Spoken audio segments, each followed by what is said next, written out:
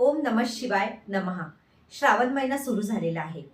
आपले सर्वांचे प्रश्न असतात की श्रावण महिन्यामध्ये कोणती सेवा करावी, काय करावं? जर आपल्याला संतान सुख नसेल, आपल्याला संतान सुख पाहिजे आहे, मनासारखी संतान पाहिजे आहे, तर गहू सोमवार दिवशी जेवढे सोमवार पडतील या श्रावण महिन्यामध्ये, त्या दिवशी ज्या स्त्रीला संतान सुख पाहिजे, तिने गहूची मूठ अर्पण करावी आणि महादेवाला प्रार्थना करावी आणि एक बेलपत्र घेऊन या बेलपत्रावरती श्रीकृष्ण भगवानांचं नाव लिहून हे जे बेलपत्र आहे ते महादेवाला अर्पण करायचं आणि आपली इच्छा सांगायची. असं लगातार जेवढे सोमवार आहे त्या दिवशी तुम्हाला करायचं आहे. सेकंड, धनलाभ पाहिजे, लक्ष्मी माता पाहिजे ना. आपण म्हणतो ना, घरात सुख समृद्धी वैभव पाहिजे आणि मला लक्ष्मी पाहिजे, लक्ष्मीचं आगमन पाहिजे.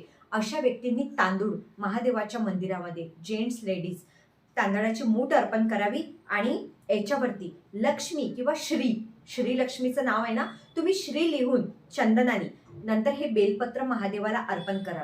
असं लगातार तुम्ही जेवढे सोमवार आहे त्या दिवशी उपाय करा. खूप चांगले रिझल्ट येतील.